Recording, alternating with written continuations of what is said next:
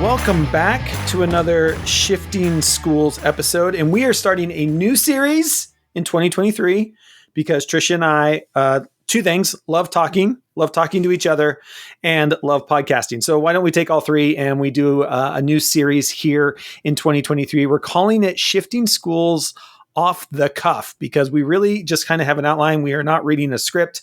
We're going to cover all kinds of crazy topics throughout the year, kind of whatever comes to our mind. I've already got a couple articles that I just want to go on rants about that have been in the news lately.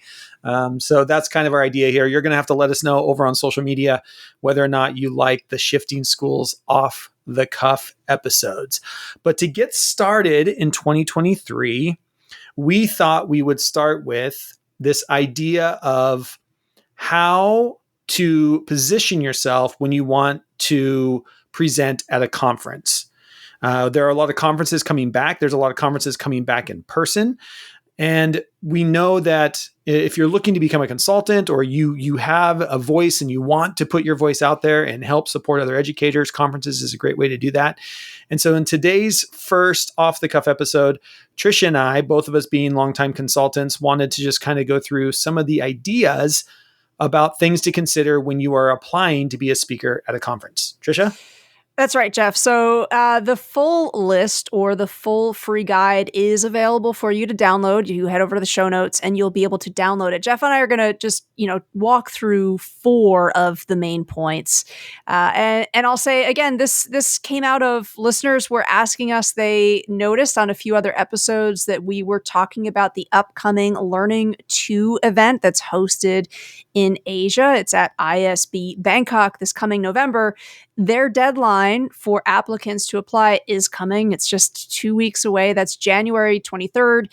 And so a few listeners said, okay, Jeff, Tricia, we know that you've done some things with Learning 2. Do you have any thoughts? And it got Jeff and I thinking about all of the different conferences that we've been a part of. Over time, you get a little bit better. Jeff, I love that word positioning and really kind of understanding what is it that this event needs and what is it that I can bring to it? So we wanted to put together a guide that shares some of that expertise.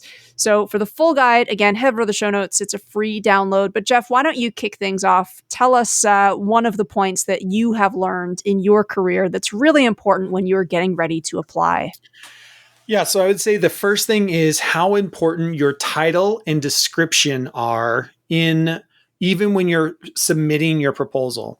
Now, this becomes over time, you kind of get into a rhythm of how to do this.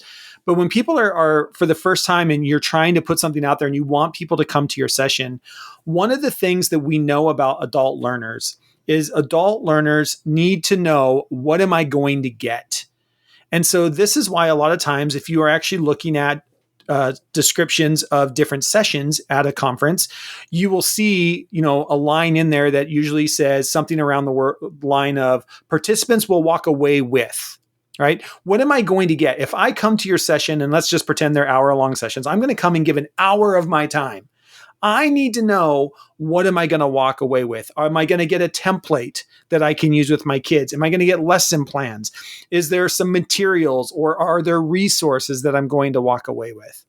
That is what adults want to know.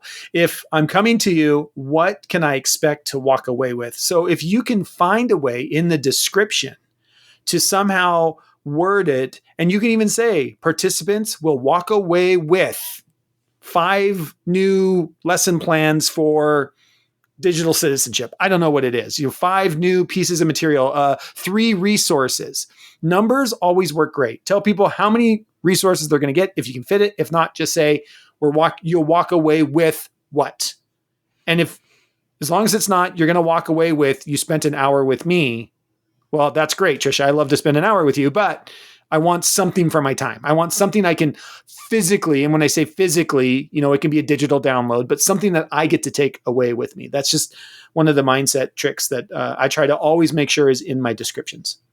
How about you, Tricia? What's one of your other ones? Well, it's interesting because that connects with one that I wanted to talk about. But I think, Jeff, like another way to think about what you're saying is, how does the learning change? Like, I'm back in the classroom on Monday, right?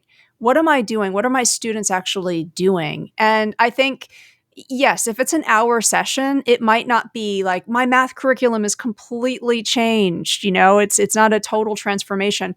But what are some of the learning shifts that might be actionable next week? Mm. Or is it, and be very clear, is it over time, like we're talking about within months? So, and this is the next point that I wanted to talk about, and that's value your participants, right? Because I think, as you said, Jeff, like they're giving however much time, and if there's one thing we hear again and again and again, teachers are not time wealthy, right? We have so many competing demands. So when that time is being given, it really needs to be honored. So I would say, where in your session outline do you actually show a really keen interest in amplifying the expertise of teachers, right? Because Mm. they're showing up to your session and not from this standpoint of not necessarily knowing anything, right? Teachers have so much experience and expertise. So as you read through your proposal, think about that teacher perspective who doesn't know you. When they're reading your proposal, does the language read as inclusive? Is there a sense that you actually see educators as highly skillful and incredibly talented professionals because they are?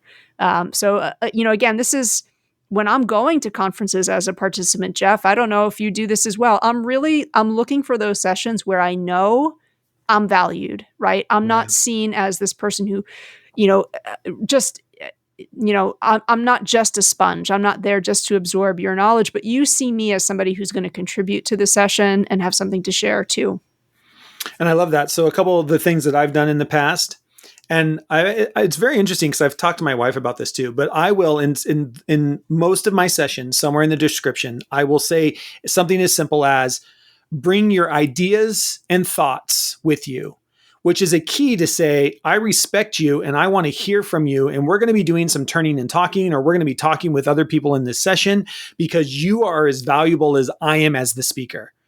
So somewhere in the description, I will usually say something like, bring your thoughts, bring ideas, be able to share something that you're already doing in the classroom as a way of tapping into that expertise of those that are in the training with you. On the second side of that, my wife and I were just having a conversation the other day. She is an introvert. She hates going to conferences where the presenter makes her turn and talk to strangers. So she appreciates it if in the description, if it says you're going to have to turn and talk to a bunch of strangers, my wife's like, that's not a session for me, which is fine. Totally, totally fine. So be thinking about that, right? How do you position yourself for different people? And how do you make sure that the people in the room are experts with you in whatever you're talking about? I think that's that's just, something that you try to fit in. And it's really hard. I know we're talking about somebody out there saying, yeah, but the conference that I want to apply for is only going to allow me to have 50 words in the description. Right. And I know those are the tough ones, but be thinking about that. Yeah. That's, that if there is that opportunity for choice, like, and again, that's always a keyword that I'm looking for in somebody's description, right? Are there going to be like different pathways or options? Because just, I'm very similar. I'm introverted too. But just because I'm quiet doesn't necessarily mean that I'm not engaging. So if you can figure out a way to make sure that you're describing your session as one that gets that folks are going to have different preferences in the space, I think you're onto something. What's another one from our list that you would point folks to, Jeff? Well, I think this is it's interesting because, like you said, whenever you go to a conference, I spend time studying different presentations, just the way they're written up, because you can learn so much just by taking that, taking the magazine or whatever it is, the folder of the different sessions. And with that, I'll give a shout out to Learning 2 in Bangkok in November. And here in the state of Washington, we have NCCE coming up in March. You can go to these conferences and actually start looking through and looking at, say, oh, I like the way, steal people's wordings. You can highlight it just like you do. It's a good study guide. But one of the things that I love and that I have found is very useful is this idea of curiosity is contagious. In other words, where's the question mark? And you'll notice a lot of times you'll find I've noticed where I've even done like some reconnaissance, especially at NCCE, which I go to a lot, where I will go to sessions because I look at the title and I want to see how many other people are going to that session. And here's what I find. In your title, if your title is a question, people are curious to know the answer. If somewhere in your description you have an essential question that you're going to try and answer, it might not be in your title, but maybe your essential question that you're going to answer is in the description. It's the first or second sentence in your description. So when we talk about being curious is contagious, where is the question mark? Where am I piquing people's interest that this is an essential question that I too have been trying to answer? This is a question that I have or that we've been working on at our school. I want to go to that session because I've already been thinking about that question or something similar to that question. And maybe this session is going to be a place where I can get more ideas, resources, and do some thinking around that question we're trying to answer. So I always try to think about where is the question mark? Yeah, I love that because I think a lot of, I would almost say most educators are curious people. At least that's been my experience. And I think we are almost like drawn to that wonder. So making space for that is really key. The last one for me, Dr. Brene Brown says, I try to keep this in mind often, that clear is kind in communication, right? When we are as direct as possible, we're actually doing our audience a favor. And I think, we were talking about the reality that educators don't always have tons of time. So the reality is they might be looking through the menu of sessions and scan reading, right? It might not be that I have a full hour to pick, but I'm literally skimming this. So does your description very precisely tell folks, what is this? Because I don't know about you, Jeff, like when I first started out, I, was using a lot of flowery, descriptive language, definitely not very succinct, definitely not very like economic in my word choice. So think about being precise with that busy reader in mind and not only directing folks towards like, what is this, but also perhaps what is this not about? Because I don't know about you, Jeff, like I've had that experience where with Shifting Schools, sometimes we offer professional learning around podcasting. Now, when I say professional learning about podcasting, that could be 5,000 different things. So it's got to be really specific. And a few years ago, I was leading a workshop where I didn't take into account the busy folks who were scan reading the description. And I had somebody who looked kind of like deflated midway through. So I went over and I checked in, like, how are you doing? And he said, I thought this was going to just be about microphones. And my knee-jerk reaction was like, wow, I wonder how he got there. But then I thought again about, I probably could have been better in that description in terms of what precisely are we doing? Yeah. And what level of experience is this for too, right? I think just that real precision and clarity makes a big difference. This is where I think, Twitter back in the day, only holding you to 140 characters really helped. I know it helped me.